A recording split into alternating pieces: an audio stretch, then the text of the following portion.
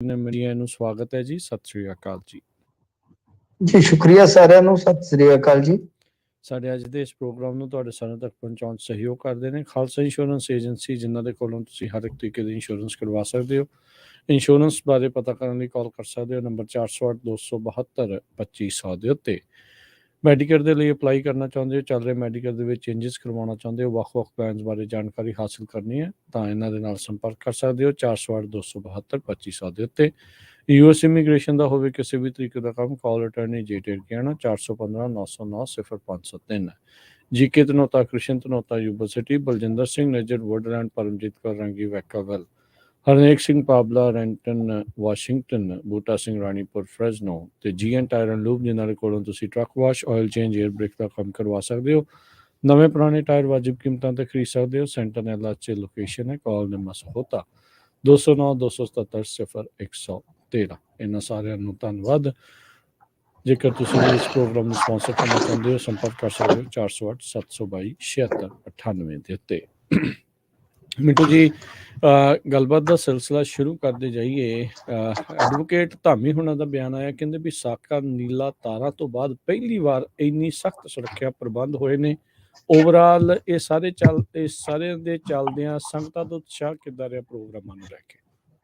ਨਹੀਂ ਦੇਖੋ, ਠੀਕ ਸੀਗਾ। ਮੈਂ ਆਪ ਤੇ ਨਹੀਂ ਗਿਆ ਤੇ ਦੱਸਦੇ ਸਨ ਉਧਰ ਦੇ ਕੁਝ ਨੇੜਲੇ ਸੱਜਣ ਜਿਹੜੇ ਉੱਥੋਂ ਦੇ ਰਹਿਣ ਵਾਲੇ ਆ ਕਿ ਠੀਕ ਸੀਗਾ। ਹਾਂ, ਅੱਗੇ ਨਾਲੋਂ ਥੋੜਾ ਫਰਕ ਸੀਗਾ। ਸੰਗਤ ਦੀ ਆਮਦ ਦੇ ਵਿੱਚ ਥੋੜਾ ਫਰਕ ਸੀ। ਉਹਦੇ ਕਈ ਕਾਰਨ ਹੋ ਸਕਦੇ ਨੇ। ਵੈਸੇ ਉਹਦੇ 'ਚ ਕੋਈ ਮਾਹੌਲ ਦਾ ਕੋਈ ਵੱਡਾ ਮੈਨੂੰ ਲੱਗਦਾ ਮੁੱਦਾ ਨਹੀਂ ਹੈ, ਕਿਉਂਕਿ ਉਹਦੇ 'ਚ ਇੱਕ ਤੇ ਨੁਕਸਾਨ ਇਸ ਏਰੀਏ 'ਚ ਹੋ ਗਿਆ ਖਾਸਾ। ਫਿਰ ਤੁਸੀਂ ਦੇਖਿਆ ਹੋਣਾ ਸ੍ਰੀ ਅਨੰਦਪੁਰ ਸਾਹਿਬ ਵਿਖੇ ਇੱਕ ਝਗੜਾ ਹੋਇਆ ਸੀਗਾ, ਜਿਹਦੇ 'ਚ ਇੱਕ ਨਿਹੰਗ ਸਿੰਘ ਦਾ ਕਤਲ ਹੋ ਗਿਆ ਸੀਗਾ ਜੀ।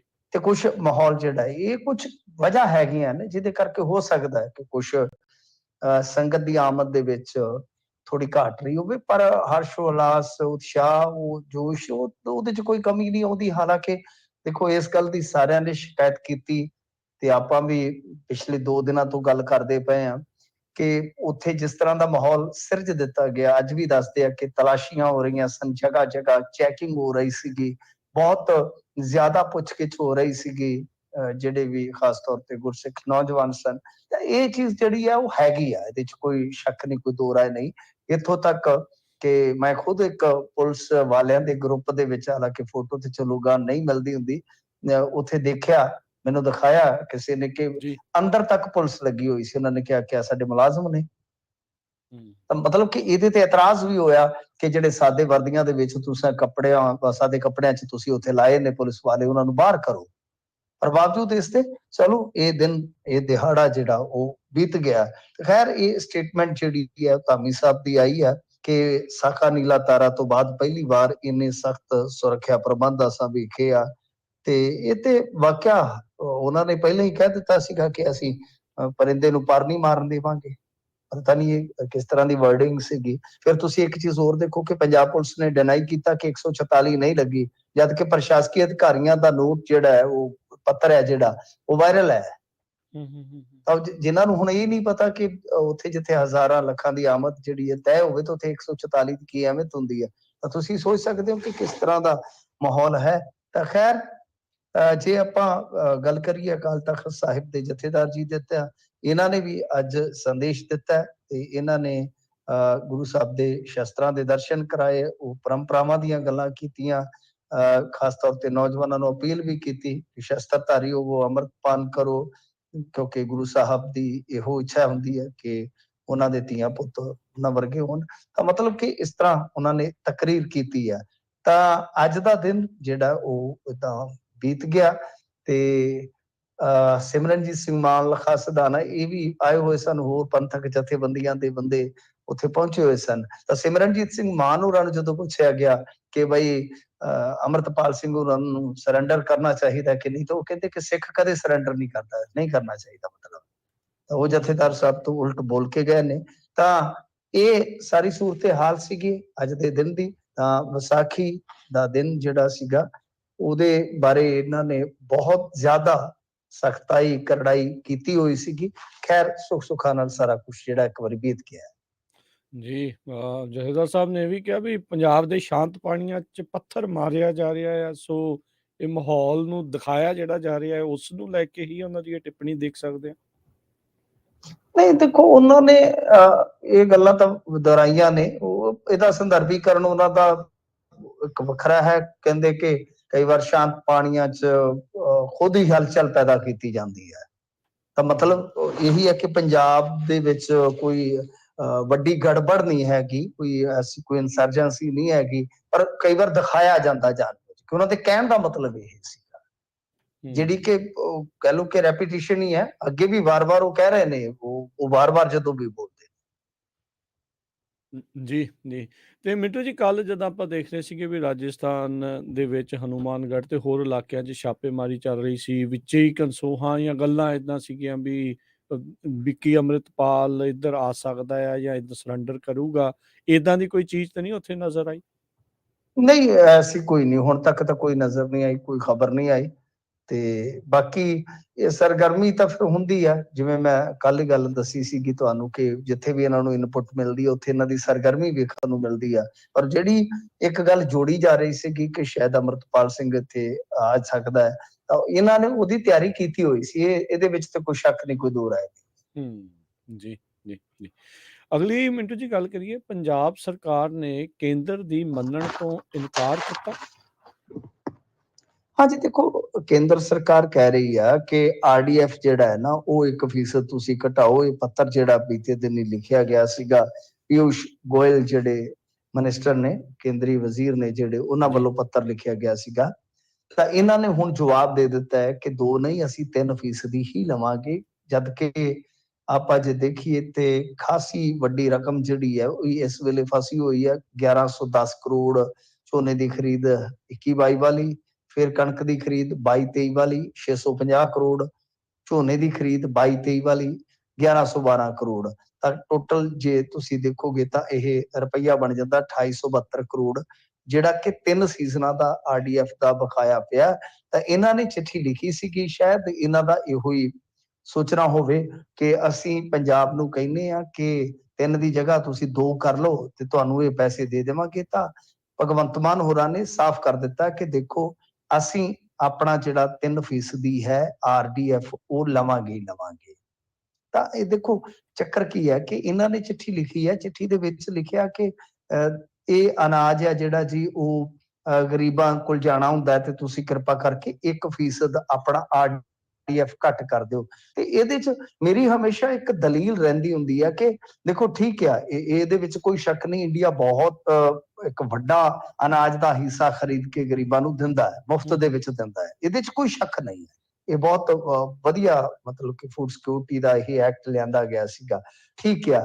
ਪਰੰਤੂ ਗੱਲ ਇਹ ਆ ਕਿ ਅਸੀਂ 10,000 ਕਰੋੜ ਰੁਪਈਆ ਬਿਜਲੀ ਸਬਸਿਡੀ ਦਾ ਖੇਤੀ ਸੈਕਟਰ ਨੂੰ ਟੈਕਸ ਪੇਅਰਸ ਦਿੰਦੇ ਆ ਹਰੇਕ ਸਾਲ। ਉਹ ਕੰਟਰੀਬਿਊਸ਼ਨ ਗਿਣੋ ਨਾ, ਉਹ ਕਿਉਂ ਨਹੀਂ ਜੇ ਗਿਣਦੇ ਕਿ ਅਸੀਂ 10,000 ਕਰੋੜ ਰੁਪਏ ਦੀ ਸਬਸਿਡੀ ਦਿੰਦੇ ਆ ਕਿਸਾਨਾਂ ਨੂੰ, ਤਾਂ ਤੁਸੀਂ ਉਸ ਨੂੰ ਮੰਨ ਲਓ। ਹੁਣ ਹਰ ਇੱਕ ਗੱਲ ਦੇ ਵਿੱਚ ਅੱਗੇ ਸਾਡਾ 4% ਹੁੰਦਾ ਸੀਗਾ ਖਰੀਦ ਟੈਕਸ, ਇੱਕ ਉਹ GST ਆਉਣ ਤੋਂ ਬਾਅਦ ਉਹ ਖਤਮ ਹੋ ਗਿਆ। ਹੁਣ ਇਹ ਰਹਿੰਦਾ 3% RDF ਹੈ ਤੇ 3% ਮੰਡੀ ਫੀਸ ਹੈ, ਬਾਕੀ ਆੜਤ ਵਗੈਰਾ ਦੀ। ਇਹ ਆੜਤ ਵੀ ਕਹਿੰਦੇ ਘੱਟ ਕਰੋ, ਇਹ ਵੀ RDF ਵੀ ਘੱਟ ਕਰੋ। ਜੇ RDF ਘੱਟ ਕਰਨਗੇ ਫਿਰ ਹੋ ਸਕਦਾ ਹੈ ਕੱਲ ਨੂੰ ਇਹ ਮੰਡੀ ਫੀਸ ਵੀ ਕਹਿ ਦੇਣ ਘਟਾਓ। ਤੇ ਜੇ ਏਦਾਂ ਰੋਕ ਕੇ ਬੈਠੇ ਰਹੇ ਤਦ ਵੀ ਮੰਡੀਆਂ ਤੇ ਦੇਖੋ, ਮੰਡੀਆਂ ਤੇ ਇਹੀ ਪੈਸਾ ਖਰਚ ਹੋਣਾ ਹੁੰਦਾ ਹੈ ਨਾ, ਬੁਨਿਆਦੀ ਢਾਂਚੇ ਤੇ ਸੜਕਾਂ ਸੁੜਕਾਂ ਤੇ ਇਹੀ ਪੈਸਾ ਖਰਚ ਹੋਣਾ ਹੁੰਦਾ ਹੈ ਨਾ। ਇਹਦੇ ਨਾਲ ਕੀ ਹੈ ਕਿ ਮੰਡੀਆਂ ਦਾ ਵੀ ਸਾਂਭ ਸੰਭਾਲ ਦਾ ਕੰਮ ਪ੍ਰਭਾਵਿਤ ਹੋਏਗਾ, ਸੜਕਾਂ ਦਾ ਕੰਮ ਵੀ ਪ੍ਰਭਾਵਿਤ ਹੋਏਗਾ। ਹੋ ਸਕਦਾ ਸੋਚਣੀ ਇਹ ਹੋਵੇ ਕਿ ਇੱਕ ਦਿਨ ਮੰਡੀਆਂ ਦਾ ਆਪਣੇ ਆਪ ਹੀ ਭੋਗ ਪੈ ਜਾਊਗਾ। ਇਸ ਕਰਕੇ ਭਗਵੰਤ ਮਾਨ ਹੋਰਾਂ ਦੇ ਕੋਲ ਕੋਈ ਚਾਰਾ ਹੀ ਹੈ ਨਹੀਂਗਾ। ਉਹ ਕਿਵੇਂ ਇਸ ਗੱਲ ਨੂੰ ਕਬੂਲ ਕਰ ਲੈਣਗੇ ਕਿ ਹਾਂ ਅਸੀਂ 3 ਦੀ ਜਗ੍ਹਾ 2 ਲੈ ਲੈਂਦੇ ਹਾਂ। ਉਹਦੇ ਨਾਲ ਕੀ ਹੈ ਕਿ ਆਪੋਜੀਸ਼ਨ ਘੇਰੇਗੀ ਇਹਨਾਂ ਨੂੰ। ਨੁਕਸਾਨ ਅੱਗੇ ਹੀ ਬਹੁਤ ਹੋਇਆ ਪਿਆ ਪੰਜਾਬ ਦਾ। ਸੋ ਇਸ ਕਰਕੇ ਭਗਵੰਤ ਮਾਨ ਹੋਰਾਂ ਨੇ ਠੋਕ ਕੇ ਕਹਿ ਦਿੱਤਾ ਕਿ ਨਹੀਂ ਜੀ, ਸਾਡੇ ਕੋਲ ਇਹ ਨਹੀਂ ਪੁੱਗਣੀ, ਅਸੀਂ 3% ਦਾ 3% ਹੀ ਲਵਾਂਗੇ।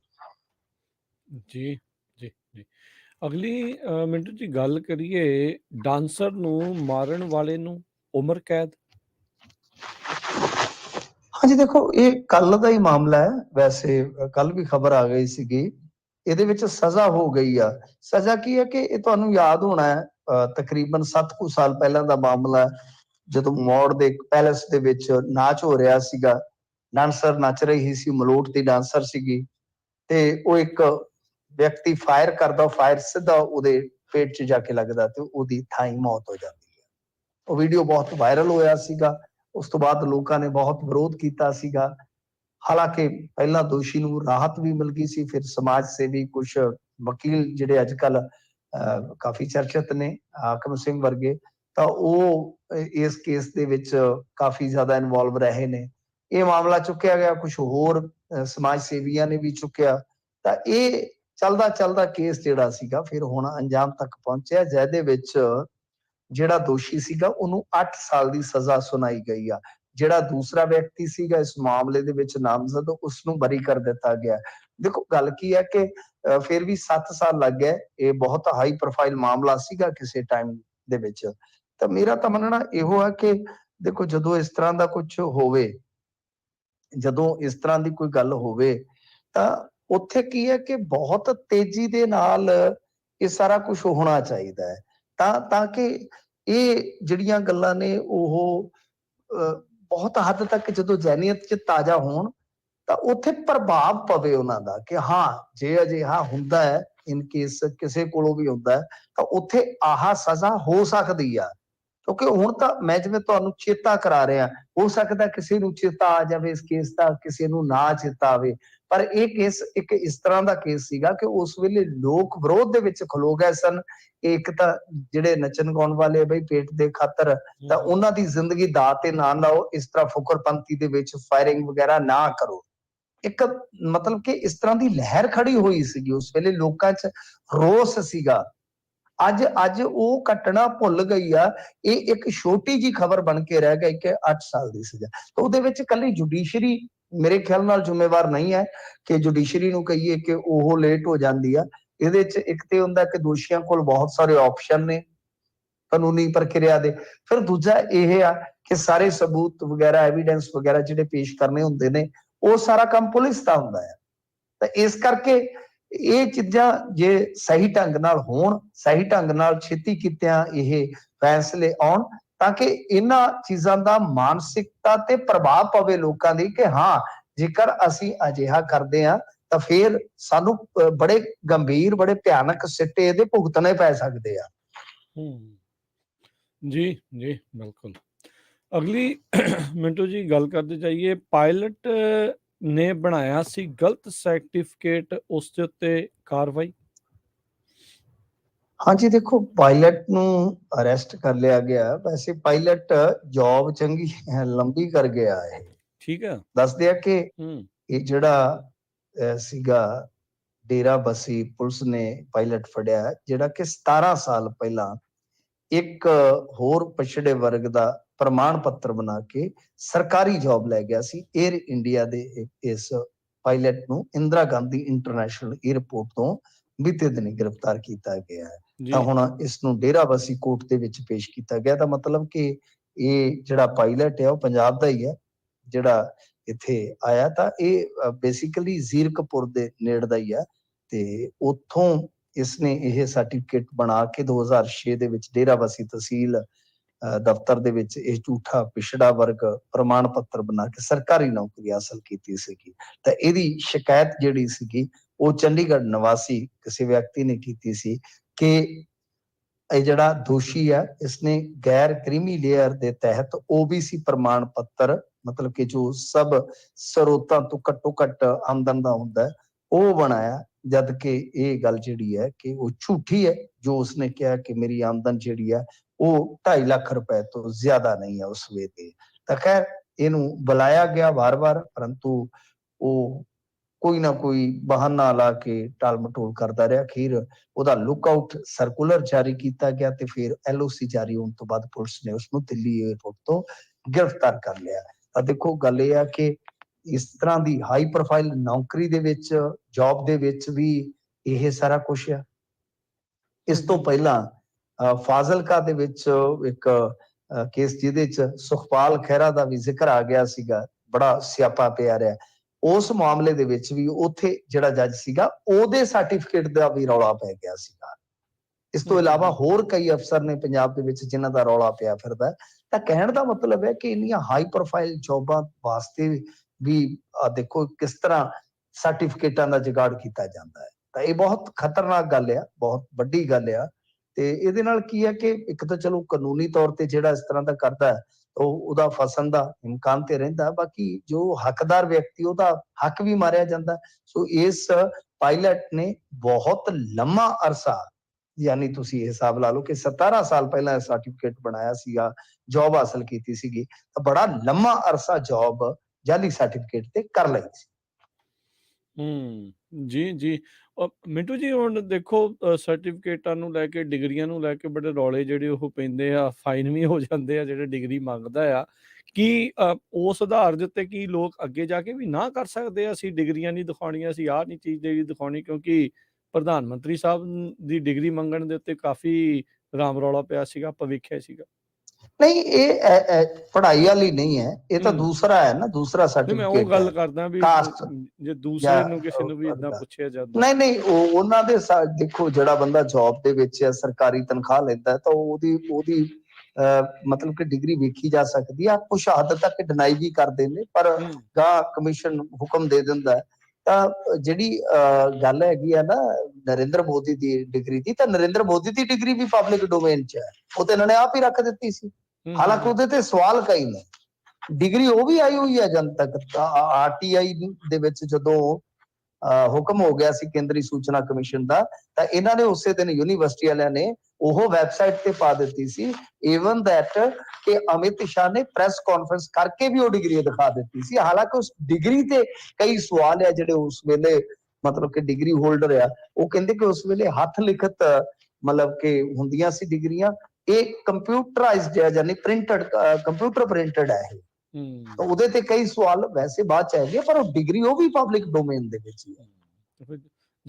ਜੁਰਮਾਨੇ ਫਿਰ ਉਦਾਂ ਐਵੇਂ ਪਾਈ ਜਾਂਦੇ ਰਹੇ ਆ ਵੀ ਉੱਥੇ ਵੀ ਪੁੱਛਣ ਦੇ ਉੱਤੇ, ਜਿਹੜਾ ਆਈ ਥਿੰਕ ਕੇਜਰੀਵਾਲ ਨੂੰ ਪਾਇਆ ਸੀਗਾ 25,000 ਰੁਪਏ ਦਾ ਜੁਰਮਾਨਾ ਇਸ ਮਾਮਲੇ ਦੇ ਵਿੱਚ। ਨਹੀਂ, ਉਹ ਕੇਸ ਕੋਈ ਹੋਰ ਹੈ। ਕੇਸ ਇਹ ਆ ਕਿ ਅਰਵਿੰਦ ਕੇਜਰੀਵਾਲ ਤੋਂ ਡਾਕੂਮੈਂਟ ਮੰਗੇ ਗਏ ਸਨ RTI ਤਹਿਤ, ਕੋਈ ਇਹਨਾਂ ਦਾ ਵੋਟਰ ਕਾਰਡ ਦਾ ਸੀਗਾ।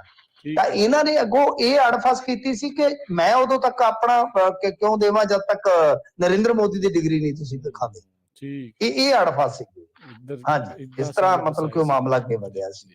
ਅਗਲੀ ਮਿੰਟੂ ਜੀ ਗੱਲ ਕਰੀਏ, ਪੰਜਾਬ ਵਿੱਚ ਕਹਿੰਦੇ ਬਿਜਲੀ ਸਪਲਾਈ ਨੈਟਵਰਕ ਅਪਗ੍ਰੇਡ ਹੋਵੇਗਾ। ਹਾਂਜੀ, ਦੇਖੋ ਇਹ ਤਾਂ ਬੜਾ ਜ਼ਰੂਰੀ ਹੈ, ਕਿਉਂਕਿ ਬਹੁਤ ਲੰਮਾ ਸਮਾਂ ਹੋ ਗਿਆ ਹੈ ਕਿ ਇਹ ਸਾਰਾ ਕੁਝ ਸਾਡੇ ਇੱਥੇ ਨਹੀਂ ਹੋਇਆ। ਕਿਉਂਕਿ ਜੋ ਸੰਕਟ ਹੈ, ਆਪਾਂ ਗੱਲ ਕਰਕੇ ਹਟੇ ਹਾਂ ਕਿ ਦੇਖੋ ਬਹੁਤ ਵੱਡੀ ਸਬਸਿਡੀ ਜਿਹੜੀ ਹੈ ਉਹ ਪਾਵਰਕਾਮ ਨੂੰ ਦੇਣੀ ਪੈਂਦੀ ਹੈ ਸਰਕਾਰ ਵੱਲੋਂ। ਪਿਛਲੀਆਂ ਸਰਕਾਰਾਂ ਇੰਨੀ ਤਵੱਜੋ ਨਹੀਂ ਦੇ ਕੇ ਗਈਆਂ ਇਸ ਖੇਤਰ ਦੇ ਵਿੱਚ।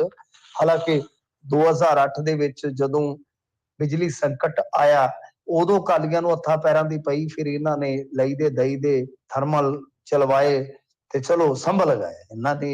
ਇਹਨਾਂ ਦੀ ਗੱਲ ਜਿਹੜੀ ਆ ਉਹ ਮੰਨਣ ਵਾਲੀ ਆ ਕਿ ਇਹਨਾਂ ਨੇ ਬਿਜਲੀ ਪ੍ਰਬੰਧ ਕਰ ਲਏ ਸਨ। ਉਹ ਬਿਜਲੀ ਪ੍ਰਬੰਧ ਹੋ ਗਿਆ 12 ਦੇ ਵਿੱਚ, ਮਤਲਬ ਕਿ ਪੰਜਾਬ ਜਿਹੜਾ ਪੈਰਾਂ ਤੇ ਖਲੋ ਗਿਆ ਸੀਗਾ ਬਿਜਲੀ ਦੇ ਪੱਖ ਤੋਂ। ਪਰ ਉਸ ਤੋਂ ਬਾਅਦ ਕੋਈ ਵੱਡਾ ਸਟੈਪ ਨਹੀਂ ਚੁੱਕਿਆ ਗਿਆ। ਹੁਣ ਕਿਉਂਕਿ ਜਿਹੜੀ ਆਪਾਂ ਦੇਖੀਏ ਆਮ ਆਦਮੀ ਪਾਰਟੀ ਦੀ ਰਾਜਨੀਤੀ ਹੈ, ਇਹਦੇ ਚ ਬਿਜਲੀ ਇੱਕ ਅਹਿਮ ਰੋਲ ਅਦਾ ਕਰਦੀ ਹੈ। ਅੱਜ ਦਿੱਲੀ ਦੇ ਵਿੱਚ ਤੇ ਵੈਸੇ ਇਹਨਾਂ ਦੀ ਬਿਜਲੀ ਸਬਸਿਡੀ ਨੂੰ ਕਰੰਟ ਲੱਗ ਗਿਆ, ਉਹ LG ਨੇ ਰੱਦ ਕਰ ਦਿੱਤੀ ਹੈ। ਮਤਲਬ ਕਿ ਉੱਥੇ ਤਾਂ ਬਿੱਲ ਹੁਣ ਘਟ ਕੇ ਨਹੀਂ ਆਉਂਦੇ, ਜ਼ੀਰੋ ਬਿੱਲ ਦਾ ਰੌਲਾ ਪਾਉਂਦੇ ਸੀਗੇ ਨਾ, ਲੱਖਾਂ ਬਿੱਲ ਲੈ ਕੇ ਆਏ ਆ ਜੀ ਦਿੱਲੀ ਤੋਂ, ਉਹ ਤੇ ਕੰਮ ਉਹਨਾਂ ਦਾ ਖਰਾਬ ਹੋ ਗਿਆ। ਪਰ ਇੱਥੇ ਇਹ ਆ ਕਿ ਭਵਿੱਖ ਦੀ ਖਪਤ ਨੂੰ ਧਿਆਨ 'ਚ ਰੱਖਦੇ ਹੋਇਆ ਨਵੇਂ ਗ੍ਰਿਡ ਤਿਆਰ ਕਰਨ ਦਾ ਇਹਨਾਂ ਨੇ ਪਲਾਨ ਬਣਾਇਆ। ਫਿਰ ਇਸ ਤੋਂ ਇਲਾਵਾ ਵੱਧਦੇ ਲੋਡ ਦੀ ਪੂਰਤੀ ਲਈ ਵੱਡੇ ਟਰਾਂਸਫਾਰਮਰ, ਮਤਲਬ ਕਿ ਹੁਣ ਜਿੰਨਾ ਲੋਡ ਵੱਧਦਾ ਜਾਏਗਾ ਟਰਾਂਸਫਾਰਮਰਾਂ ਦੀ ਸਮਰੱਥਾ ਵੀ ਵਧਾਉਣੀ ਪਏਗੀ ਨਾ।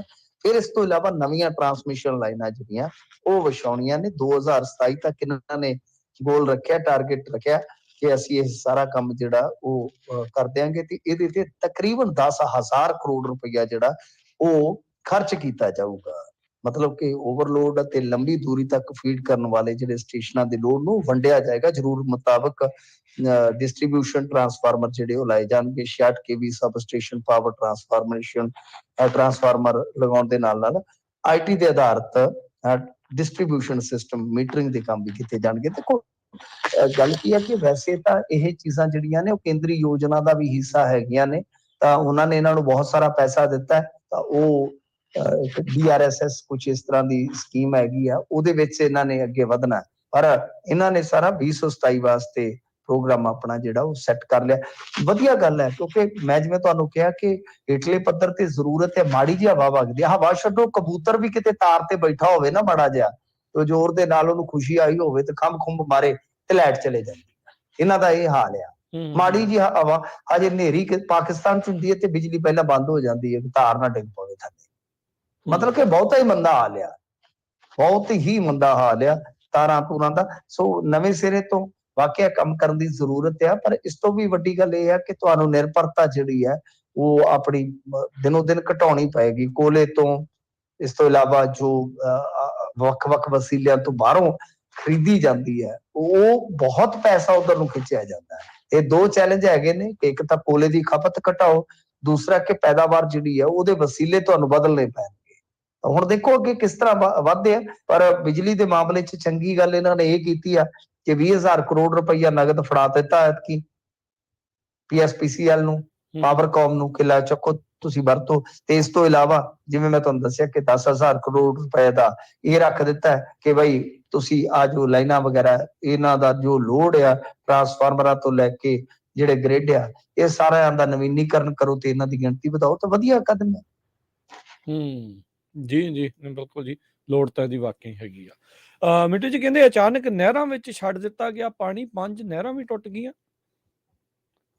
ਜੀ ਦੇਖੋ, ਗੱਲ ਇਹ ਆ ਕਿ ਇਹ ਜਿਹੜੀਆਂ ਨਹਿਰਾਂ ਟੁੱਟੀਆਂ ਨੇ ਨਾ, ਇਹਨਾਂ ਦਾ ਜ਼ਿਆਦਾ ਟੁੱਟਣਾ ਜਿਹੜਾ ਉਹ ਫਾਜ਼ਿਲਕਾ ਦੇ ਵਿੱਚ ਹੋਇਆ, ਜਿੱਥੇ ਪਹਿਲਾਂ ਹੀ ਗੜਿਆਂ ਨੇ, ਮੀਂਹ ਨੇ, ਹਨੇਰੀ ਨੇ ਬੜਾ ਨੁਕਸਾਨ ਕੀਤਾ ਆ। ਤੇ ਉਹ ਜਿਹੜੀ ਕੋਈ ਮਾੜੀ ਮੋਟੀ ਉੱਥੇ ਹੈਗੀ ਆ, ਉਹ ਵੀ ਫਸਲ ਯਾਨੀ ਖਰਾਬ ਹੋ ਜਾਏਗੀ ਜਿਹੜੀ ਖੇਤਾਂ 'ਚ ਪਈ ਆ, ਚਾਹੇ ਉਹ ਬਚਿਆ ਖੁਚਿਆ ਨਾੜ ਹੋਵੇ, ਚਾਹੇ ਕੋਈ ਕਣਕ ਆ। ਕਿਉਂਕਿ 18, 17, 19 ਇਸ ਦਰਮਿਆਨ ਦੱਸਦੇ ਆ ਕਿ ਮੀਂਹ ਝੱਖੜ ਫੇਰ ਆਉਣ ਦੀ ਸੰਭਾਵਨਾ ਹੈ।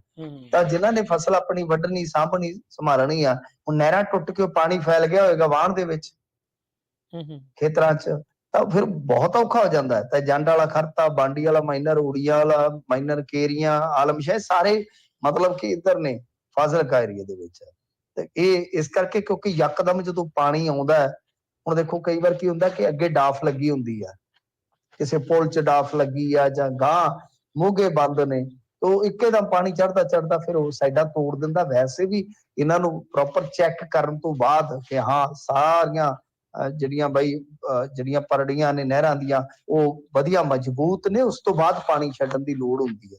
ਇਸ ਕਰਕੇ ਇਹਨਾਂ ਨੂੰ ਇਹ ਸੀਗਾ ਕਿ ਭਗਵੰਤ ਮਾਨ ਹੋਰਾਂ ਨੇ ਸਾਫ਼ ਕਿਹਾ ਕਿ ਇੰਨੀ ਤਰੀਕ ਤੱਕ ਨਰਮਾ ਬੀਜਣ ਵਾਸਤੇ ਬਈ ਪਾਣੀ ਭੇਜੋ, ਤਾਂ ਇਹਨਾਂ ਨੇ ਕਾਹਲੀ ਕੀਤੀ ਹੈ ਸ਼ਾਇਦ, ਇਸੇ ਕਰਕੇ ਇਹਨਾਂ ਨੁਕਸਾਨ ਹੋ ਗਿਆ। ਜੀ ਬਿਲਕੁਲ ਬਿਲਕੁਲ। ਸੋ ਨੁਕਸਾਨ ਦੇ ਉੱਤੇ ਨੁਕਸਾਨ ਜਿਹੜਾ ਉਹ ਵੱਧ ਜਾਂਦਾ ਆ।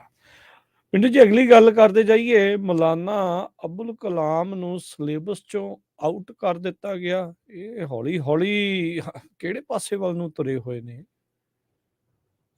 ਨਹੀਂ ਸਮਝ ਨਹੀਂ ਆਉਂਦੀ ਜੀ। ਮੌਲਾਨਾ ਅਬੁਲ ਕਲਾਮ ਆਜ਼ਾਦ ਦਾ ਜਿਹੜਾ ਉਲੇਖ ਸੀਗਾ, ਜਿਹੜਾ ਜ਼ਿਕਰ ਸੀਗਾ, ਉਹ ਵੀ ਹਟਾ ਦਿੱਤਾ ਗਿਆ ਹੈ NCERT ਦੇ ਵਿੱਚੋਂ।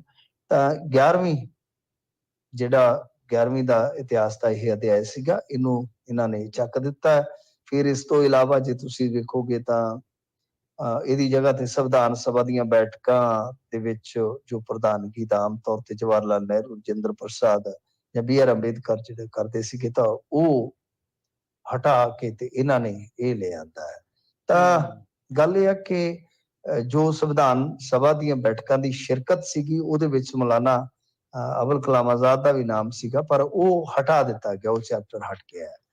ਤਾਂ ਇਸ ਤੋਂ ਇਲਾਵਾ ਜੇ ਤੁਸੀਂ ਵੇਖੋ ਕਿ ਵੈਸੇ ਇਹ ਦੇਸ਼ ਦੇ ਪਹਿਲੇ ਸਿੱਖਿਆ ਮੰਤਰੀ ਵੀ ਸੀਗੇ, ਬਹੁਤ ਘੱਟ ਲੋਕਾਂ ਨੂੰ ਪਤਾ ਹੈ।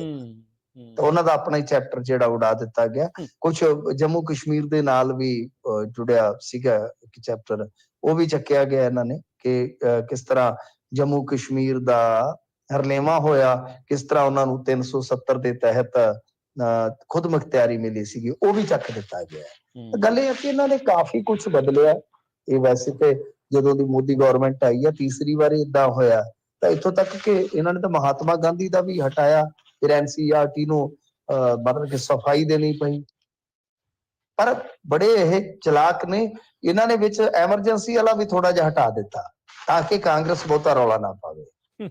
ਬਾਕੀ ਗੁਜਰਾਤ ਨਾਲ ਜੁੜਿਆ ਬਥੇਰਾ ਕੁਝ ਮਤਲਬ ਕਿ ਸੀਗਾ ਜੋ ਇਹਨਾਂ ਨੇ ਹਟਾਇਆ ਤੇ ਇਹਦੇ ਤੇ ਮੁਗਲ ਕਾਲ ਨਾਲ ਜੁੜੇ ਵੀ ਕੁਝ ਚੈਪਟਰ ਹਟਾ ਦਿੱਤੇ ਗਏ। ਪਰ ਮੇਰਾ ਮੰਨਣਾ ਹੈ ਕਿ ਇਤਿਹਾਸ ਨੂੰ ਜਿਉਂਦਾ ਤਿਉਂ ਚੱਲਦੇ ਰਹਿਣਾ ਚਾਹੀਦਾ ਹੈ। ਜੋ ਇਤਿਹਾਸ ਦੇ ਵਿੱਚ ਹੋਇਆ ਹੈ, ਬਸ ਠੀਕ ਆ, ਉਸ ਨੂੰ ਜਿਉਂਦਾ ਤਿਉਂ ਹੀ ਚਲਾਓ। ਐਵੇਂ ਮੋੜਾ ਦੇਣ ਦਾ ਕੀ ਫਾਇਦਾ? ਹਾਂ, ਇਹ ਹੈ ਕਿ ਜੋ ਕੋਈ ਫਾਲਤੂ ਹਿਸਟਰੀ ਆ ਉਹਨੂੰ ਕੱਢ ਕੇ ਉਹਦੀ ਜਗ੍ਹਾ ਤੇ ਜੇ ਕੋਈ ਅਣਗੌਲੇ ਹੀਰੋ ਹੈਗੇ ਆ ਤੁਹਾਡੇ, ਉਹਨਾਂ ਨੂੰ ਸ਼ਾਮਲ ਕੀਤਾ ਜਾ ਸਕਦਾ। ਪਰ ਜੋ ਇਤਿਹਾਸ ਦੇ ਵਿੱਚ ਹੋਇਆ ਉਹ ਦਰਜ ਰਹਿਣਾ ਚਾਹੀਦਾ। ਜੀ ਬਿਲਕੁਲ, ਪਤਾ ਨਹੀਂ ਕਿਹੜੇ ਪਾਸੇ ਵੱਲ ਨੂੰ ਜਿਹੜੇ ਉਹ ਤੁਰੇ ਨੇ, ਇਹ ਕੰਮ ਖਰਾਬ ਆ। ਹੌਲੀ ਹੌਲੀ ਕਿੰਨਾ ਕੁਛ ਜਿਹੜਾ ਉਹ ਕੱਢ ਲੈਣਗੇ। ਕਹਿਣ ਦੇ ਵਿੱਚ ਤਾਂ ਇਹ ਵੀ ਆਉਂਦਾ ਮਿੰਟੂ ਜੀ ਵੀ ਜਿਹੜਾ ਜਰਮਨੀ ਦੇ ਵਿੱਚ ਜਦੋਂ ਉੱਥੇ ਕਤਲੇਆਮ ਉਹ ਕਰ ਰਿਹਾ ਸੀ, ਉਹਦੀ ਵੀ ਸ਼ੁਰੂਆਤ ਇਦਾਂ ਹੀ ਸੀ, ਹਿਸਟਰੀ ਬਦਲ ਕੇ ਤੇ ਹੋਰ ਕਈ ਕੁਛ ਚੀਜ਼ਾਂ ਜਿਹੜੀਆਂ ਉਹ ਕਰਕੇ। ਕਿਤੇ ਇਦਾਂ ਲੱਗਦਾ ਤਾਂ ਨਹੀਂ, ਕਿਉਂਕਿ ਲੋਕ ਕਹਿੰਦੇ ਵੀ ਆ ਵੀ ਉਸੇ ਰਾਹ ਦੇ ਉੱਤੇ ਹੀ ਤੁਰੇ ਹੋਏ ਨੇ। ਦੇਖੋ, ਇਹਦੇ ਬਾਰੇ ਤੁਹਾਨੂੰ ਕੀ ਕਿਹਾ ਜਾ ਸਕਦਾ ਹੈ, ਪਰ ਤੁਹਾਡੇ ਸਾਹਮਣੇ ਹੀ ਆ ਕਿ ਐਨਸੀਈਆਰਟੀ ਦੇ ਵਿੱਚ ਤੀਜੀ ਵਾਰੀ ਇਸ ਤਰ੍ਹਾਂ ਹੋਇਆ। ਪਰ ਮੈਂ ਆਪਣਾ ਵਿਅਕਤੀਗਤ ਨਜ਼ਰੀਆ ਰੱਖਦਾ ਕਿ ਕੋਈ ਚੱਕਰ ਨਹੀਂ ਹੈਗਾ। ਵੈਸੇ ਸਾਡੀ ਇਹ ਇੱਕ ਸਮੱਸਿਆ ਹੈ, ਮਾਫ ਕਰਨਾ ਗੱਲ ਕਿਸੇ ਦੇ ਲੱਗੇਗੀ ਵੀ, ਕਿ ਅਸੀਂ ਜਿਸ ਧਰਮ ਚ ਹੁੰਦੇ ਆ ਸਾਨੂੰ ਦੂਸਰੇ ਧਰਮ ਵਾਲਾ ਇਤਿਹਾਸ ਦੇ ਵਿੱਚ ਬਹੁਤ ਛੋਟਾ ਲੱਗਦਾ ਹੈ। ਜਦ ਕਿ ਚਾਹੇ ਉਹ ਦੁਸ਼ਮਣ ਵੀ ਹੋਵੇ, ਜੇਕਰ ਉਹ ਅੱਛਾ ਉਹ ਰੂਲਰ ਹੈ, ਉਹਦੇ ਵਿੱਚ ਕੁਝ ਕੁਆਲਿਟੀਜ਼ ਹੈਗੀਆਂ ਤਾਂ ਸਾਨੂੰ ਦੇਖਣਾ ਚਾਹੀਦਾ ਹੈ। ਸਾਨੂੰ ਦੇਖਣਾ ਚਾਹੀਦਾ। ਇਤਿਹਾਸ ਇਹੀ ਕਹਿੰਦਾ ਹੈ, ਇਤਿਹਾਸ ਇਹੀ ਕਹਿੰਦਾ ਕਿ ਫਲਾਣੇ ਦੇ ਮਤਲਬ ਕਿ ਜਿਹੜਾ ਉਸ ਟਾਈਮ ਰਾਜ ਸੀਗਾ ਤਾਂ ਉਹਦੇ ਵਿੱਚ ਚੰਗਿਆਈਆਂ ਕੀ ਸੀ, ਬੁਰਾਈਆਂ ਕੀ ਸੀ, ਤਾਂ ਉਹ ਛੱਡ ਦੇਣਾ ਚਾਹੀਦਾ, ਪੀੜ੍ਹੀ ਤੇ ਛੱਡ ਦੇਣਾ ਚਾਹੀਦਾ, ਉਹ ਦੇਖਿਓ ਉਹਦੇ ਚੋਂ। ਪਰ ਮੈਂ ਜਿਵੇਂ ਤੁਹਾਨੂੰ ਕਿਹਾ ਕਿ ਇੱਥੇ ਇਸ ਤਰ੍ਹਾਂ ਦੀ ਇੱਕ ਸਮੱਸਿਆ ਹੈਗੀ ਹੈ ਕਿ ਆਪਣੇ ਧਰਮ ਨੂੰ, ਆਪਣੇ ਮਜ਼ਹਬ ਨੂੰ ਉੱਥੇ ਬਹੁਤ ਵਡਿਆ ਕੇ ਪੇਸ਼ ਕੀਤਾ ਜਾਂਦਾ ਹੈ, ਜਦ ਕਿ ਦੂਸਰੇ ਧਰਮਾਂ ਵਾਲਿਆਂ ਨੂੰ ਹੌਲੀ ਹੌਲੀ ਜਾਂ ਤਾਂ ਇਤਿਹਾਸ ਚੋਂ ਮਨਫੀ ਕੀਤਾ ਜਾਂਦਾ ਜੋ ਆਪਣਾ ਪਸੰਦੀਦਾ ਹੁੰਦਾ, ਤੇ ਜਾਂ ਫਿਰ ਉਹ ਬਹੁਤ ਛੁਟਿਆਇਆ ਜਾਂਦਾ, ਜਾਂ ਉਹਨਾਂ ਨੂੰ ਪਹਿਲਾਂ ਹੀ ਇਸ ਤਰ੍ਹਾਂ ਮਾਈਂਡਸੈਟ ਨਾਲ ਪੜਿਆ ਜਾਂਦਾ ਕਿ ਖਲਨਾਇਕ ਨੇ, ਖਲਨਾਇਕ ਨੇ।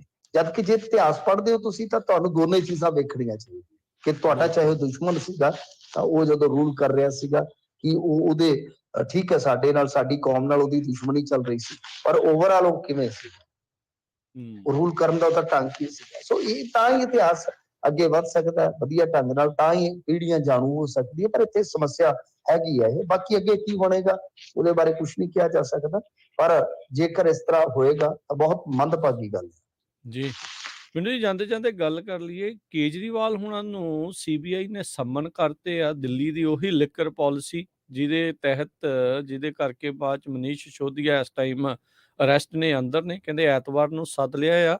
ਇਹ ਕੇਜਰੀਵਾਲ ਦੇ ਲਈ ਇਹ ਮੁਸ਼ਕਲਾਂ ਨੇ ਜਾਂ ਇੱਕ ਪ੍ਰਕਿਰਿਆ ਦਾ ਹਿੱਸਾ ਆ? ਕੀ ਕਿੱਦਾਂ ਦੇਖਿਆ ਜਾਂਦਾ ਇਹਨੂੰ? ਦੇਖੋ, ਕੇਜਰੀਵਾਲ ਕੋਲ ਡਾਇਰੈਕਟਲੀ ਤਾਂ ਕੋਈ ਡਿਪਾਰਟਮੈਂਟ ਹੈ ਨਹੀਂਗਾ, ਕੋਈ ਮੰਤਰਾਲਾ ਹੀ ਹੈ ਨਹੀਂਗਾ ਮੁੱਖ ਮੰਤਰੀ ਤੋਂ ਸਿਵਾਏ। ਪਰ ਮੰਨ ਲਓ ਜੇ ਕੋਈ ਉਹਨਾਂ ਦੇ ਕੋਲ ਐਵੀਡੈਂਸ ਹੋਇਆ ਅੜਾਉਣ ਲਈ ਤਾਂ ਫਿਰ ਉਹ ਸੱਦ ਕੇ ਤਾਂ ਗ੍ਰਿਫਤਾਰੀ ਵੀ ਕਰ ਸਕਦੇ। ਦੋ ਚੀਜ਼ਾਂ ਨੇ। ਉਹਨੂੰ ਹੁਣ ਇਹ ਕਿਵੇਂ ਸਥਾਪਿਤ ਕਰਦੇ ਹੈਗਾ ਇੱਕ ਵੱਖਰਾ ਪੜਾ ਹੈ, ਕਿਉਂਕਿ ਸਿਸੋਦੀਆ ਨੂੰ ਵੀ ਇਸੇ ਤਰ੍ਹਾਂ ਘੇਰਿਆ ਸੀਗਾ। ਠੀਕ ਹੈ, ਹੋ ਸਕਦਾ ਕਿਉਂਕਿ ਨਿਤੀਸ਼ ਕੁਮਾਰ ਦੇ ਨਾਲ ਮੁਲਾਕਾਤ ਹੋਈ ਹੈ, ਨਿਤੀਸ਼ ਦੇ ਨਾਲ ਅੱਛੀ ਬਣਦੀ ਹੈ, ਨਿਤੀਸ਼ ਦੀ ਰਾਹੁਲ ਗਾਂਧੀ ਨਾਲ ਹੋਈ ਹੈ, ਕਈ ਵਾਰ ਰੋਕਣ ਵਾਸਤੇ ਵੀ ਹੁੰਦਾ ਸਾਰਾ ਕੁਝ। ਦੇਖੋ ਲੈਟਸ ਸੀ ਕੀ ਹੁੰਦਾ, ਕਿਉਂਕਿ ਜੇ ਤੁਹਾਨੂੰ ਸੱਦਿਆ ਕਿਸੇ ਵੀ ਏਜੰਸੀ ਨੂੰ ਜਾਣਾ ਤਾਂ ਪਏਗਾ, ਆਬਵੀਅਸ ਹੈ। ਉਦੋਂ ਉਹਦੇ ਚੋਂ ਕੀ ਨਿਕਲਦਾ ਤੇ ਉਹਦੇ ਮਾਇਨੇ ਕੀ ਨਿਕਲਦੇ, ਇਹ ਵੇਖਣ ਵਾਲੀ ਗੱਲ ਹੋਈ। ਬਿਲਕੁਲ ਬਿਲਕੁਲ। ਸੋ ਕਾਫੀ ਵੀਕਐਂਡ ਦੇ ਉੱਤੇ ਧਮਾਕਾ ਵੀ ਕਹਿ ਸਕਦੇ ਹਾਂ ਵੀ ਹੋ ਸਕਦਾ ਆ ਇਦਾਂ ਦੀ ਚੀਜ਼ ਨੂੰ ਜਿਹੜਾ ਉਹ ਜੀ ਬਿਲਕੁਲ। ਤੇ ਸ਼ੁਕਰੀਆ ਮਿੰਟੂ ਜੀ, ਮਿਹਰਬਾਨੀ, ਧੰਨਵਾਦ। ਮਿਲਦੇ ਹਾਂ ਜੀ ਫਿਰ, ਸਤਿ ਸ਼੍ਰੀ ਅਕਾਲ। ਸਤਿ ਸ੍ਰੀ ਅਕਾਲ ਜੀ। ਸੋ ਤੁਸੀਂ ਸਨ ਮਿੰਟੂ ਗੁਰਸੇਰੇ ਜੀ, ਖਬਰ ਤੇ ਨਜ਼ਰ ਪ੍ਰੋਗਰਾਮ ਦੇ ਵਿੱਚ, ਜਿਨ੍ਹਾਂ ਨੇ ਆਪਾਂ ਨੂੰ ਗੱਲਬਾਤ ਜਿਹੜੀ ਕੀਤੀ, ਜਿਹੜੇ ਸਵਾਲਾਂ ਦੇ ਜਵਾਬ ਦਿੱਤੇ, ਖਬਰਾਂ ਦੇ ਉੱਤੇ ਨਜ਼ਰ ਮਾਰੀ। ਇੱਕ ਬ੍ਰੇਕ ਤੋਂ ਬਾਅਦ ਦੇ ਵਿੱਚ ਹੋਰ ਜਿਹੜੀਆਂ ਖਬਰਾਂ ਚੱਲ ਰਹੀਆਂ ਉਸ ਉੱਤੇ ਆਪਾਂ ਨਜ਼ਰ ਮਾਰਾਂਗੇ। ਜੁੜੇ ਰਹਿਣਾ ਇੱਦਾਂ ਹੀ ਪੰਜਾਬੀ ਰੇਡੀਓ USA ਨਾਲ ਪ੍ਰੋਗਰਾਮ ਖਬਰ ਤੇ ਨਜ਼ਰ 'ਚ।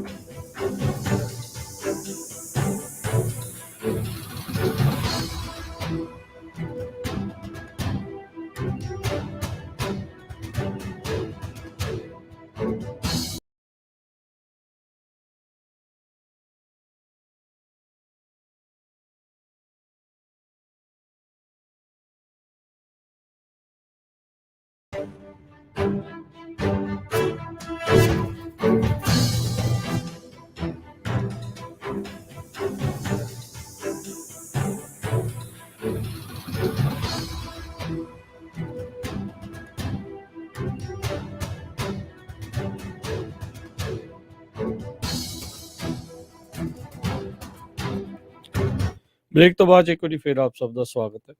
ਪ੍ਰੋਗਰਾਮ ਚੱਲ ਰਿਹਾ ਜੀ ਖਬਰ ਤੇ ਨਜ਼ਰ। ਅਗਲੀਆਂ ਕੁਝ ਅਹਿਮ ਖਬਰਾਂ ਦੇ ਉੱਤੇ ਜੇ ਆਪਾਂ ਨਜ਼ਰ ਮਾਰਦੇ ਜਾਈਏ ਤਾਂ ਇੱਕ ਮਾਮਲਾ ਜਿਹੜਾ ਉਹ ਸਾਹਮਣੇ ਆਇਆ, ਜਿਹੜਾ ਹੁਣ ਕੋਈ ਮੁੱਦਾ ਇਹਦੇ ਵਿੱਚ ਇਹ ਬਣਦਾ ਆ ਵੀ ਜਿਹੜਾ ਵੀ ਕੋਈ ਪਬਲਿਕ ਆਫਿਸ ਦੇ ਵਿੱਚ ਆ ਉਸ ਨੂੰ ਹਰ ਇੱਕ ਦੀ ਸੁਣਨੀ ਪੈਂਦੀ ਆ, ਸੁਣਨੀ ਚਾਹੀਦੀ। ਪਰ ਹੋ ਕੀ ਰਿਹਾ ਆ ਵੀ ਜਦੋਂ ਹੁਣ ਜਿੱਦਾਂ ਮੁੱਖ ਮੰਤਰੀ ਆ ਜਾਂ ਹੋਰ ਕੋਈ ਵੀ ਆ, ਜਦੋਂ ਉਹ ਲਾਈਵ ਜਾਂਦੇ ਨੇ ਜਾਂ ਆਪਣੀਆਂ ਵੀਡੀਓ ਪਾਉਂਦੇ ਨੇ ਤਾਂ ਉੱਥੇ ਉਹਨਾਂ ਦੀ ਜਿਹੜੀ ਆਈਟੀ ਟੀਮ ਆ ਉਹ ਕੀ ਕਰ ਰਹੀ ਆ ਵੀ ਜਿਹੜੇ ਵੀ ਕੋਈ ਉਹਨਾਂ ਨੂੰ ਕ੍ਰਿਟਿਸਾਈਜ਼ ਕਰਨ ਵਾਲੇ ਜਾਂ ਕਹਿ ਲਓ ਵੀ ਨੈਗੇਟਿਵ ਕਮੈਂਟ ਆ ਉਹਨਾਂ ਨੂੰ ਡਿਲੀਟ ਕਰ ਰਹੀ ਆ। ਕੀ ਇੱਕ ਜਨਤਕ ਅਧਿਕਾਰੀ, ਇੱਕ ਪਬਲਿਕ ਫਿਗਰ, ਕਹਿ ਲਓ ਵੀ ਲੋਕਾਂ ਦਾ ਚੁਣਿਆ ਹੋਇਆ ਨੁਮਾਇੰਦਾ, ਉਹ ਲੋਕਾਂ ਦੀ ਆਵਾਜ਼ ਇਦਾਂ ਉਸ ਨੂੰ ਬੰਦ ਕਰਨੀ ਚਾਹੀਦੀ ਆ? ਮੁੱਖ ਮੰਤਰੀ ਜਿਹੜੇ ਭਗਵੰਤ ਮਾਨ ਆ, ਮੈਨੂੰ ਲੱਗਦਾ ਵੀ ਇਹ ਇਕੱਲਾ ਇੱਥੇ ਨਹੀਂ, ਇਹ ਹੋਰ ਵੀ ਕਈ ਥਾਵਾਂ ਦੇ ਉੱਤੇ ਮੁੱਦਾ ਜਿਹੜਾ ਇਦਾਂ ਦਾ ਹੋਵੇਗਾ।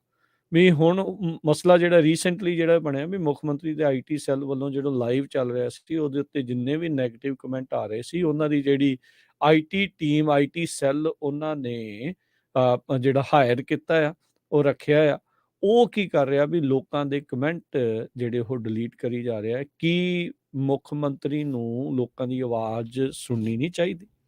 ਚਾਹੇ ਉਹ ਉਹਨਾਂ ਨੂੰ ਕ੍ਰਿਟਿਸਾਈਜ਼ ਕਰ ਰਹੇ ਆ, ਚਾਹੇ ਉਹਨਾਂ ਦੇ ਉਹ ਹੱਕ ਵਾਲੇ ਆ। ਜਿਹੜੇ ਹੱਕ ਵਾਲੇ ਉਹ ਤਾਂ ਆਬਵੀਅਸਲੀ ਉਹ ਰੱਖਦੇ ਹੀ ਆ, ਵੈਰੀ ਗੁੱਡ, ਸ਼ਾਬਾਸ਼, ਇਦਾਂ ਦੀਆਂ ਚੀਜ਼ਾਂ ਤਾਂ ਰੱਖਣਗੇ।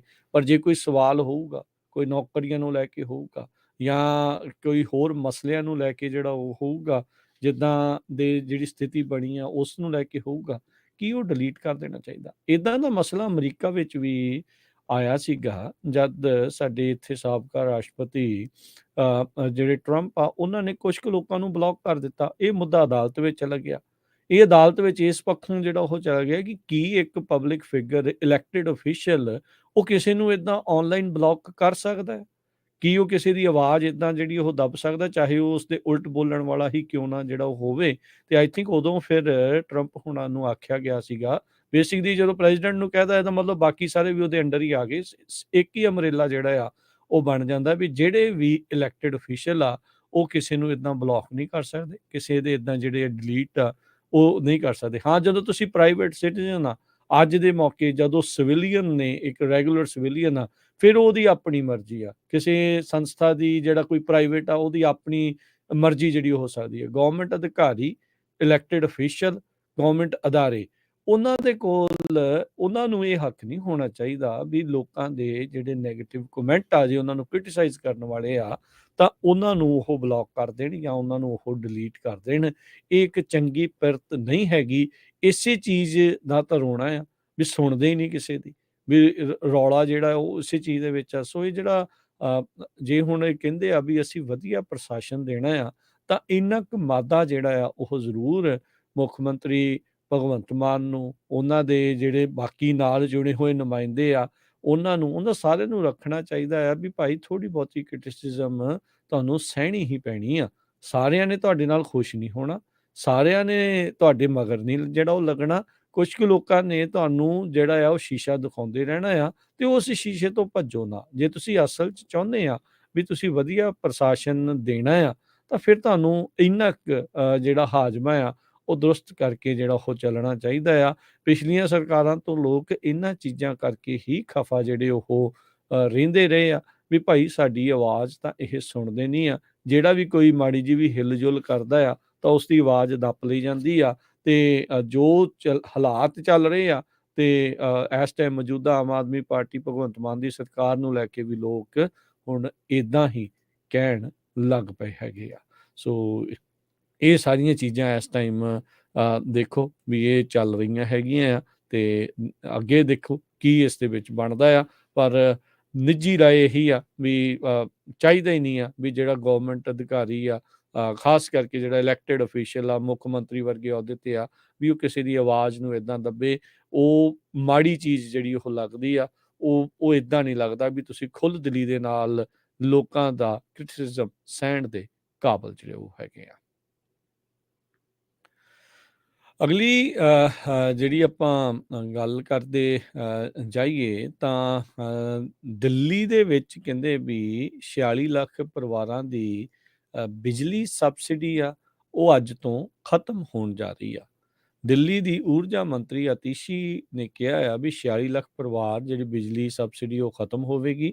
ਸੋਮਵਾਰ ਤੋਂ ਬਗੈਰ ਸਬਸਿਡੀ ਵਾਲੇ ਵਧੇ ਬਿਜਲੀ ਦੇ ਬਿੱਲ ਮਿਲਣਗੇ ਕਿਉਂਕਿ ਬਿਜਲੀ ਸਬਸਿਡੀ ਵਧਾਉਣ ਦਾ ਕੈਬਨਿਟ ਦਾ ਫੈਸਲਾ ਉਪ ਰਾਜਪਾਲ ਦੇ ਕੋਲ ਪਿਆ ਆ ਤੇ ਉਹਨਾਂ ਕਿਹਾ ਕਿ ਬਿਜਲੀ ਸਬਸਿਡੀ ਮਾਮਲੇ ਤੇ ਦਿੱਲੀ ਦੇ ਉਪ ਰਾਜਪਾਲ ਵੀਕੇ ਸਕਸੈਨਾ ਤੋਂ ਮੁਲਾਕਾਤ ਲਈ 5 ਮਿੰਟ ਦਾ ਹੀ ਸਮਾਂ ਮੰਗਿਆ ਸੀ। ਅੱਗੋਂ ਉਹਨਾਂ ਦਾ ਕੋਈ ਜਵਾਬ ਨਹੀਂ ਆਇਆ ਤੇ ਉਹਨਾਂ ਨੇ ਇਹ ਕਿਹਾ ਵੀ ਦਿੱਲੀ ਸਰਕਾਰ ਬਿਜਲੀ ਸਬਸਿਡੀ ਦੇ ਲਈ ਬਜਟ ਉਹਨਾਂ ਨੇ ਅਲਾਟ ਕੀਤਾ ਆ ਪਰ ਕਿਉਂਕਿ LG ਦੇ ਵੱਲੋਂ ਇਸ ਦੀ ਪ੍ਰਵਾਨਗੀ ਨਹੀਂ ਮਿਲ ਰਹੀ ਹੈਗੀ ਇਸ ਲਈ ਜਿਹੜੀ ਬਿਜਲੀ ਸਬਸਿਡੀ ਆ ਉਹ ਉਹਨਾਂ ਨੂੰ ਬਿਜਲੀ ਸਬਸਿਡੀ ਜਿਹੜੀ ਇੱਕ ਹਿਸਾਬ ਦੇ ਨਾਲ ਵਾਪਸ ਲੈਣੀ ਪਵੇਗੀ।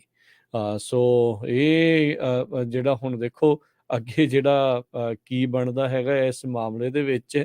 ਸੋ ਇਹਨਾਂ ਨੇ ਗੇਂਦ ਜਿਹੜੀ ਇੱਕ ਹਿਸਾਬ ਦੇ ਨਾਲ ਘੁਮਾ ਕੇ LG ਦੇ ਖੇਮੇ ਦੇ ਵਿੱਚ ਜਿਹੜੀ ਉਹ ਸਿੱਟ ਦਿੱਤੀ ਆ।